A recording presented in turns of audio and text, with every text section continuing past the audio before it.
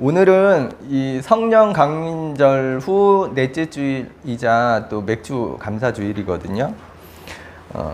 그런데 이제 맥주절은 뭘까? 맥주란 말이 알려주듯이 맥주절은 이 보리 추수를 하면서 감사하는 절기로 생각이 들어요. 그런데 이는 이제 번역 과정에서의 오역인데요. 자, 오늘 본문에는 맥주란 말이 없고요. 출애굽기 23장 16절에 보면 번역이 이렇게 되어 있습니다. 맥주절을 지키라. 이는 내가 수고하여 밭에 뿌린 것의 첫 열매를 거둠이니라. 그런데 새 번역과 공동 번역을 봐도요, 역시 맥주로 나와요. 그런데 출애굽기 34장 22절에 보면 역시 이제 우리가 갖고 있는 성경에서는 맥주의 초실절이라는 번역이 되고 있는데, 이를 새 번역과 공동 번역에서는 다르게 번역해요. 그 새 번역에서는 너희는 밀을 처음 거두어 드릴 때 라고 하고요. 공동 번역에서는 밀 곡식을 처음 거두어 드릴 때 추수절을 지켜라, 이렇게 번역하고 있습니다. 자, 그렇다면 보리가 맞을까 밀이 맞을까? 작년에도 말씀드렸듯이 원어는 사실 보리가 아니라 밀이 맞습니다. 영어 성경에서도 밀로 번역하고 있고요. 그리고 과거 이스라엘이 실제로 77절에 첫 수확의 제물을 열매를 드렸던 것도 밀이었습니다. 그렇다면 왜 밀이 보리로 둔갑을 하게 된 것일까? 이게요, 오늘 교회력을 보면 이제 성령 강림절 후 넷째 주일이에요. 그런데 맥주 감사 주일이잖아요. 이게 저는 어릴 적에 이게 정말 헷갈렸거든요. 왜냐하면 성령 강림절이 사실 오순절 날의 사건이잖아요. 그러니까 성령 강림절이 오순절이에요. 근데 이게 다른 말로 맥주절이고 또 다른 말로 칠칠절인데 다 한 날이거든요. 예, 그러니까 명칭만 다르지 이게 다 한 날이에요. 맥주절, 칠칠절, 오순절. 그런데 오늘이 성령 강림절 후 넷째 주일이란 말이에요. 그러니까 오순절 이후로부터 넷째 주일이 지났는데 오늘 맥주절을 또 지켜요. 이게 뭐지? 라는. 그래서 이제 이게 알고 보니 이런 겁니다. 우리가 그 추수감사주일을 보내잖아요. 근데 추수감사주일이 사실은 성서적 절기로 보면 수장절이잖아요. 그럼 우리가 추수감사주일이 아니라 수장절을 지켜야 되는데 우리는 수장절은 안 지켜요. 왜냐하면 우리는 유대절기를 지키지 않기 때문에. 그렇다면 그래서 수장절이 아니라 추수감사절을 지키는데, 이 추수감사절도 원래 성서적 절기가 아니라 그 미국 선교사들의 영향으로 받은, 어떻게 보면 미국의 절기이거든요. 추수감사주일이라는 게. 마찬가지로 이제 우리나라는 이 보리 농사를 지었단 말이에요. 그로 인해 생겨난 한국적 절기가 오늘 우리가 드리는 맥주절이다. 예. 이렇게 설명드릴 수 있겠어요. 그런데 이 추수감사절이 성경에 있는 그 유대절기 중에 하나인 수장절과 같은 게 아닌데도 우리가 수장절의 의미를 부여하거든요. 마찬가지로 오늘 맥주절도 사실 성서적 절기로 드리는 것은 아닐지라도 또 맥주절의 의미를 부여하게 됩니다. 예. 그래서 다시 정리하자면 이 77절, 맥주절, 오순절은 이름은 다르지만 똑같은 날인데, 이 교회는 성령 강림절로 오순절을 지키는 거고요. 오늘 우리가 드리는 이 맥주절이란 절기는 성서에 나오는 절기로서 우리가 드린다고 보기 어렵고, 그 우리가 짓던 보리 농사, 그 한국적 특성이 만들어낸 한국적 맥주 절기다, 뭐 이렇게 설명드릴 수 있을 것 같아요. 그래서 한편으로 맥주절은 오늘날 폐기되어야 한다, 이런 주장도 많이 있어요. 왜냐하면 우리가 만약에 이 맥주절을 성서적인 절기로 지낸다고 치면요, 다른 절기들도 다 지켜야 될 거 아니에요. 그렇죠. 우리 오늘 보면 위에 무교절 있고 밑에 수장절 나오는데 안 지키거든요. 근데 맥주절만 딱 지킨다는 것도 우습고. 그런데 또 다른 한편으로는요, 우리가 이 추수감사주일이 1년을 되돌아보는 절기이잖아요. 근데 그런 의미로 반년을 돌아보는 의미로 이 맥주절을 지키는 것도 좋지 않을까, 뭐 이런 의견도 있습니다. 자, 여러분은 어떻게 생각하시는지 나중에 한번 얘기하고요.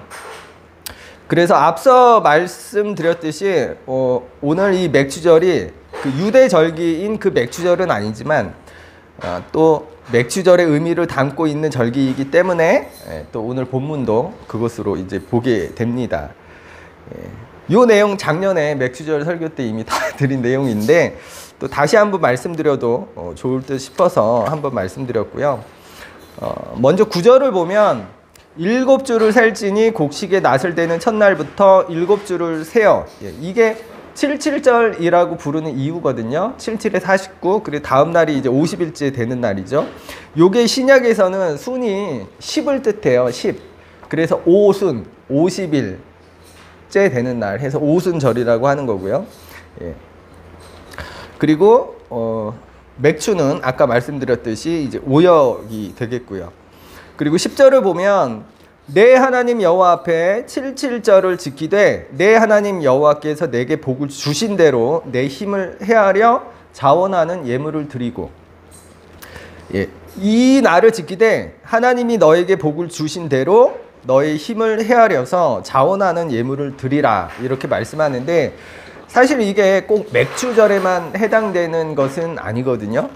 하나님은 항상 너희가 뭘 챙겼으면, 수익이 있으면 그에 합당한 것을 내놔라, 이러세요.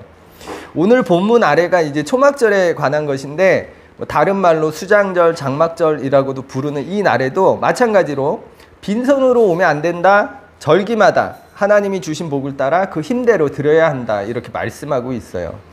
자, 그렇다면 왜일까 생각해 볼 수 있겠죠. 하나님은 예물을 좀 밝히시는 분인가? 오늘날로 치면 하나님 돈 밝히시는 거 아니야? 근데 그 이유가 11절에 나옵니다. 너와 내 자녀와 노비와 내 성중에 있는 레위인과 및 너희 중에 있는 객과 고아와 과부가 함께 내 하나님 여호와께서 자기의 이름을 두시려고 택하신 곳에서 내 하나님 여호와 앞에서 즐거워할지니라. 그리고 이제 오늘 본문은 아니지만 좀 내려가면 14절에도 같은 내용이 있어요. 절기를 지킬 때에는 너와 내 자녀와 노비와 내 성중에 거주하는 레위인과 객과 고아와 과부와 함께 즐거워하되. 너와 내 자녀가 나오고요, 노비가 나오고 레위인이 나오고 객과 고아와 과부가 나옵니다. 하나님은 이들과 함께 즐거워하라, 곧 이들과 함께 너가 수확한 것을 나누라고 하시는 겁니다. 그가 하나님께 받은 복을 누구와 나누라는 거예요? 소득이 없는 사람들, 고아와 과부와 같이 즐거워할 수 없는 사람들, 우리가 받은 복을 그들과 함께 나누며 함께 즐거워하라고 말씀하고 있어요. 여기서 중요한 게요, 우리가 이걸 간단히 그냥 생각해 보면 나눔으로만 생각할 수 있거든요. 물론 이제 나눔은 성서에서 중요하게 생각하고 또 강조하는 것이잖아요.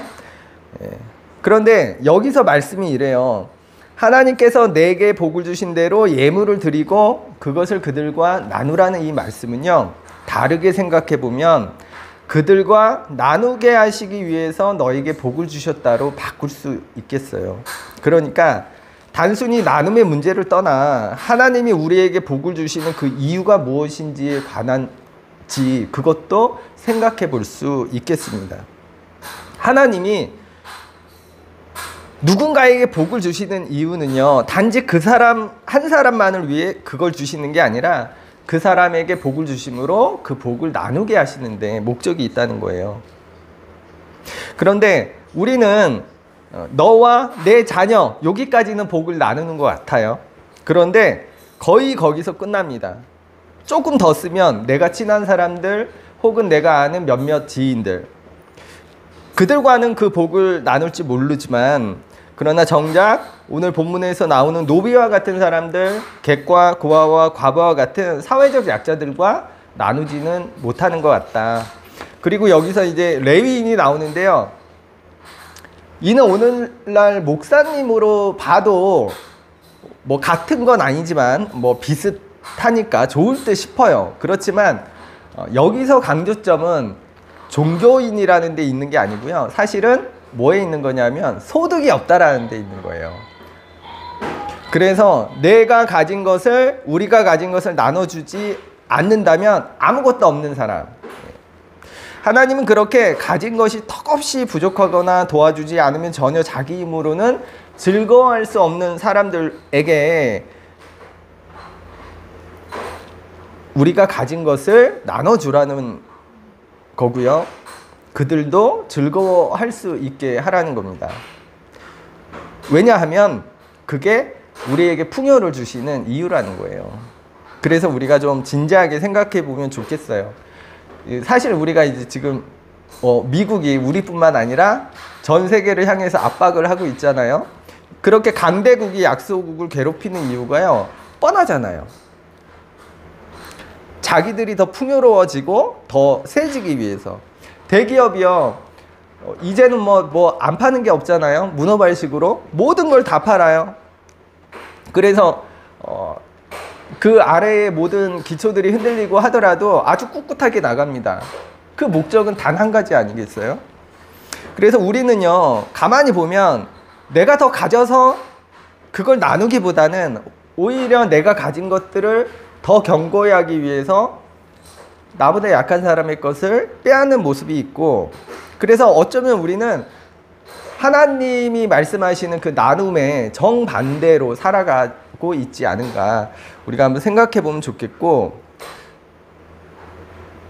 그런데 하나님이 우리에게 힘을 주시고 복을 주시는 이유는 거기에 있지 않다. 예. 나눔을 위해 주셨다. 이걸 기억하면 좋겠고요. 그리고 여러분이 잘 아시는 창세기 12장에 보면요, 하나님이 그 아브라함을 불러서 너에게 복을 주시겠다라는 말씀이 나오잖아요.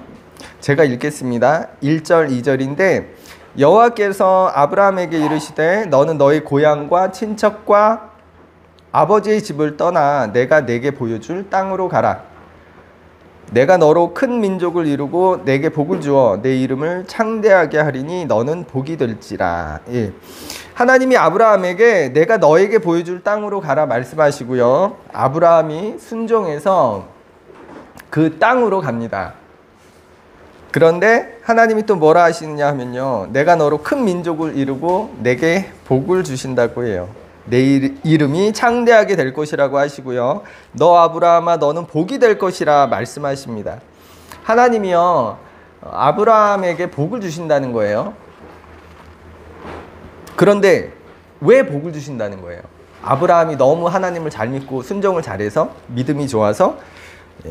그 이유가 3절에 나오죠. 너를 축복하는 자에게는 내가 복을 내리고 너를 저주하는 자에게는 내가 저주할 것인데, 이제 나옵니다. 땅의 모든 족속이 너로 말미암아 복을 얻을 것이라. 그러니까 아브라함에게 복을 주신 이유는 그 복이 흘러가라는 거예요. 아브라함에게 주신 복이 다른 사람들을 복되게 하는데 사용하시려고, 그래서 아브라함에게 복을 주시는 겁니다. 그런데 아브라함이 누군가요? 우리가 흔히 믿음의 조상이라고 하잖아요. 아브라함은 야곱의, 이스라엘의 조상일 뿐만 아니라 오늘날 믿음을 가진 우리 모두의 조상이기도 합니다. 그리고 아브라함에게 복을 주셨듯이 하나님이 우리에게도 복을 주시는 이유가 어디 있겠어요? 그 복을 흘러가게 하라고. 우리가 가진 믿음의 복, 우리가 하나님께로부터 받은 그 믿음의 복을 그게 필요한 곳에, 필요한 사람들에게 흐르게 하시려고. 우리가 가진 물질적인 것도 마찬가지겠죠. 내가 받은 복이 필요한 사람들에게로, 오늘 본문에서 보면 노비와 레위인과 객과 고아와 과부와 같은 사람들을 향해서 가게 하시려고. 그런데 한편으로 이렇게 생각할 수도 있을 것 같아요. 아, 나는 그렇게 받은 게 없는데. 아니, 오늘 본문에 나오는 노비와 레위인과 객과 고아와 과부가 바로 나인 것 같아. 나에겐 정말 하나님이 복이라고 요만큼도 주신 게 없어. 이렇게 생각하면 그러면 어떻게 하나. 그렇죠. 나는 부자도 아니고 뭐 좋은 직장을 가진 것도 아니고 힘도 없고 몸도 아프고. 그렇다면 우리는 감사할 게 없을까요? 없을지도 몰라요. 하는 것마다 안 되고 몸은 아파서 맨날 병원 다니고, 남들 맨날 먹는 맛난 것도 못 먹고. 그런데 제가 여러 번 말씀드렸듯이 우리가 하나님의 은혜를 누리지 못하는 것 같이 느낄 수가 있어요. 살다 보면 너무 힘들고 아프고 어려워서. 그런데 알고 보면 하나님의 은혜가 없었기 때문에 그걸 느끼지 못한 게 아니라 하나님의 은혜가 있었더라도 그걸 내가 깨닫지 못해서이가 그런 경우가 더 많거든요. 우리가 하나님과 친밀한 교제가 있고요. 우리가 정말 하나님을 하나님으로 인정해드리는 그 믿음이 있으면요. 우리는 어떤 상황에도 감사할 수 있는 것 같더라고요. 왜냐하면 가만히 더듬어 보면 우리가 지나온 삶들 있잖아요. 그 기억 속에 분명 나는 가난했어. 나는 그때 아팠어. 그런데 그 순간순간에도 생각해보면 감사할 만한 것들이 분명히 있는 거예요. 왜 그 드라마나 영화에 보면 그 사랑에 빠진 사람이 막 즐거워하면서 온 세상이 아름답게 보이는 그런 장면들이 있잖아요. 왜냐하면 사랑이 그렇게 사람을 만드는 거예요. 그런데 우리가 하나님과 사랑에 빠져도 사실 그렇잖아요. 그런 경험 없으세요? 이 하나님과의 그 정말 그 사랑에 폭 빠지면 이 잎사귀 한 장도 다 너무 아름답고 싱그럽게 보이고, 왜 그렇게 날씨는 화창해 보이는지, 비가 쏟아져도. 저도 사실 그런 때가 있었어요. 너무 세상이 아름답고 항상 감사할 수밖에 없어요. 솔직히 그때 제 주변의 사람들이 저 보면 저 미친 거 아니야? 약간 막간 거 아니야? 왜냐면 혼자 맨날 중얼거려. 옆에 아무도 없는데 대화 나누고 있고. 그리고 뭐가 그렇게 감사해? 그때는요, 화장실에서 쾌변 봐도 감사한 거예요. 너무 시원하게 봐서 고맙습니다. 감사하지 않은 게 없었어요.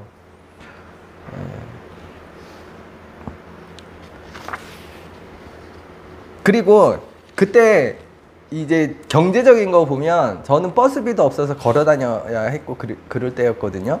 그런데 그때 그렇게 좋았단 말이죠. 그러고 보면 지금은 좀 그렇죠. 네. 우리가 그 제가 좋아하는 그 나라는 찬양의 그 가사에도 그 송명희 시인이 이렇게 고백하잖아요. 내가 남이 가진 것이 없지만 나는 남이 없는 게 있어 하면서 감사의 고백을 합니다. 그런데 우리가 한번 입장 바꿔서 생각해 보면 송명희 시인이 참 불편하잖아요, 몸이. 그 입장에서 감사하기가 쉽지 않거든요. 그런데 감사하고 있어요. 우리 같으면 불평, 불만이 가득하겠죠. 아니, 하나님 날 그렇게 사랑하신다면서 나 왜 이렇게 불편한 몸을 주시고. 그렇다면 송명희 시인이 그런 상황 속에서도 감사할 수 있었던 이유는 뭘까?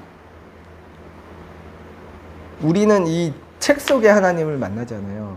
근데 송명희 시인은 살아서 계신, 어디 저 하늘에 계신 하나님이 아니라 바로 여기 계신, 내 곁에 계신 그 하나님을 만나고 있는 거예요. 하나님과 데이트하고 하나님과 사귀고 있으니까 그래서이지가 않을까. 저도 예전에 그랬었고.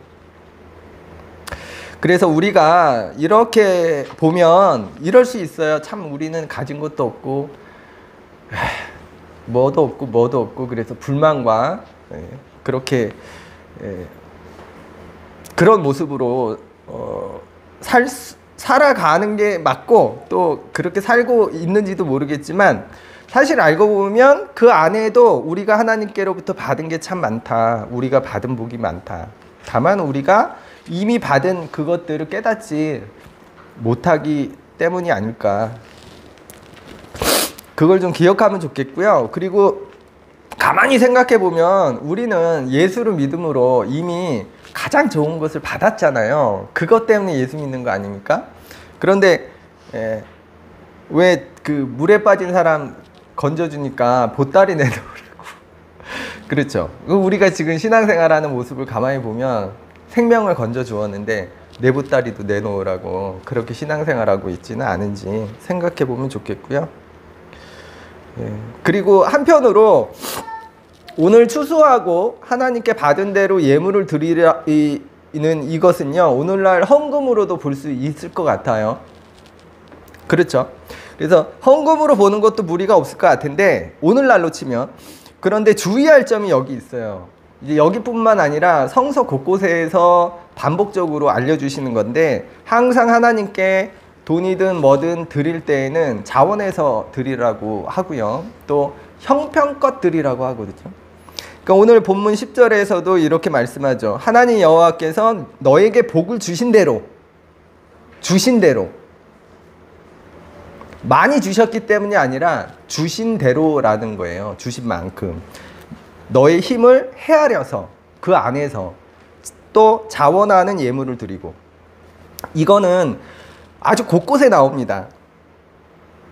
하나님께 받은 만큼 받은 대로 그 안에서 형편껏 자원해서 드리라는 겁니다. 흔히 우리가 두 렙돈 드린 그 과부 이야기를 통해서 우리가 형편이 없어도 헌금을 막 내 전재산 모든 걸 하나님께 드리는 게 신앙적이고 믿음이라고 우리가 그런 설교도 듣기도 했잖아요.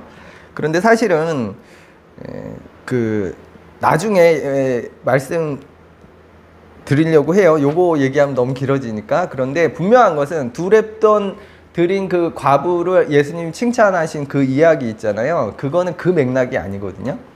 그래서 그 맥락적으로 보면 이제 전혀 다른 메시지가 있습니다. 그래서 어쨌든 성서에서는 항상 이걸 강조한다. 헌금을 할 때는, 하나님께 무언가를 드릴 때는 네 형편껏 하라는 거예요. 예? 그리고 자원하는 마음으로. 그렇지 않으면 하나님께서 기뻐하시지 않는다. 그걸 말씀하고 있고, 또 이게요, 한편으로는 거꾸로 생각해 볼 수 있어요. 형편껏 드리라는 얘기는 적은데 무리하지 말라는 말씀도 되지만, 많으면 많이 내라는 말씀도 되는 거예요. 네가 부자인데 가난한 사람이랑 똑같이 헌금하면 되겠습니까? 많으면 많이 내야 되는 거예요. 근데 그것도 좀 생각해 보면 좋겠다. 그리고 그래서 이제 우리가 헌금할 때, 또 하나님께 무언가 드릴 때는 항상 형편대로, 받은 대로 자원해서. 예, 오늘 맥추절 설교를 했는데 추수의 감사함으로 예물을 드리고 또 가난한 사람들과 함께 그 추수의 기쁨을 함께 나누라는 이 말씀은요, 그게 곡식이든 돈이든 어떤 것이든 우리가 하나님께로부터 받은 모든 은혜는 나눠야 한다는 거예요. 왜? 그러라고 주신 거라는 거. 그걸 좀 기억하면 좋겠고요. 시간이 많이 남아서 시편 133편을 잠깐 보면 좋을 것 같아요. 찾으셔도 좋겠고, 찾으시겠어요? 네. 시편 133편.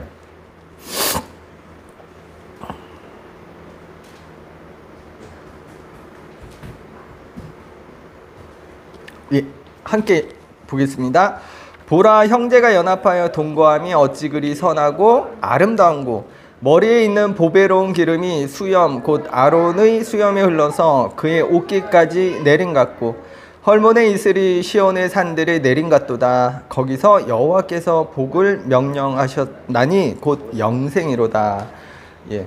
이 시편 133편은 제가 가끔 설교하는 본문이기도 한데 너무 좋잖아요, 말씀이. 그래서 우리 그 교회 입구에도 딱 이 시편 133편이 있는데, 이걸 뭐 다 말씀드릴 수는 없고, 여기 보면 이런 게 있어요. 헐몬의 이슬이 나오잖아요. 이 헐몬의 이슬이 뭐냐면, 이 팔레스타인은 건기와 우기가 아주 뚜렷하잖아요. 그래서 우기에는 막 홍수가 날 정도로 비가 많이 오는데 물이 넘쳐나는 거죠. 근데 건기에는 거의 메말라서 모든 생명이 힘들어요, 살기가. 근데 이때 그들에게 목을 죽여주는 게 뭐냐면 헐몬의 이슬이래요. 그래서 그 건기 때 모든 생명들이 그 헐몬의 이슬을 먹고 생명을 이어가는 겁니다. 그런데 그게 마치 뭐와 같다고 하냐면 2절에 보면 이렇게 나오죠. 머리에 있는 보배로운 기름이 수염 곧 아론의 수염에 흘러서 그의 옷깃까지 내린 것 같고. 그러니까 이게요, 이게 지금 그 제사장 임명식이거든요. 그러니까 아론이 이 제사장이 임명식을 받을 때 머리에 이제 기름을 붓습니다. 근데 그 기름을 이제 보배로운 기름이라고 하는 건데, 그게 어디까지 간다는 거예요? 이 수염을 흘러서 옷깃까지 흘러내린다고 해요. 그런데 이 제사장이 입는 옷이 있어요. 에봇이라고. 근데 그 에봇에는요, 이 12지파잖아요. 이스라엘이. 그래서 6개씩 이름을 써서 쓴 이 보석이 양쪽 어깨에 있고요. 가슴에는 그 12지파를 상징하는 12개의 보석이 있어요. 그런데 가만 우리가 상상해 보자고요. 아론이 이렇게 고개를 숙이고요. 머리에 탁 기름을 부으면요. 그의 여기 수염 그리고 옷깃까지 흘러내리는 거예요. 그런데 모두 적시겠죠. 예. 어깨에 있는 12지파의 그 보석에도 그 기름이 흘러내릴 거고, 그 가슴 12지파를 상징하는 12개의 보석에도 그 기름이 흘러내릴 거예요. 그러니까 이게 상징하는 게 뭡니까?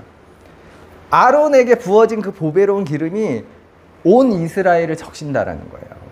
그리고 아론에게서만 그치는 게 아니라 그 땅으로 또 흘러내려가잖아요. 그러니까 우리가 하나님께 받은 그거는 그렇게 흘러가야 되는 거예요. 그래서 나를 적셨다면 이제 세상을 적셔야 하는 겁니다. 그러니까 오늘 본문 내용도 마찬가지거든요. 우리에게 주신, 하나님이 주신 그것들은 너에게서만, 너만 채우면, 너만 적시면 안 된다는 겁니다. 세상으로 흘러가서 그게 필요한 곳으로, 그게 필요한 사람들에게로 흘러가야 한다는 거. 우리가 좀 기억하면 좋겠고요. 그게 마치 뭐라고요? 헐문의 이슬과도 같은 거예요. 그러니까 우리가 그들에게 줘야 될 게, 흘러가야 될 게 뭐냐면 그게 정말 필요한 곳으로 가야 된다는 거죠. 헐몬의 이슬이 필요한 사람들. 예. 그래서요, 이제 마치려고 하는데요.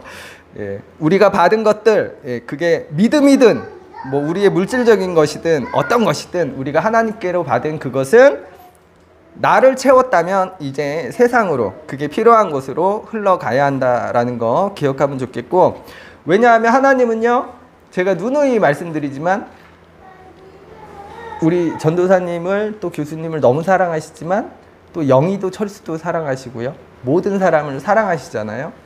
네. 그래서 그런 세상을 꿈꾸시고 또 그런 마음을 가지셨기 때문에 오늘 본문에서도 그런 말씀을 주시지 않는가. 네. 그러므로 우리가 그렇게 살아가면 좋겠습니다. 기도하겠습니다.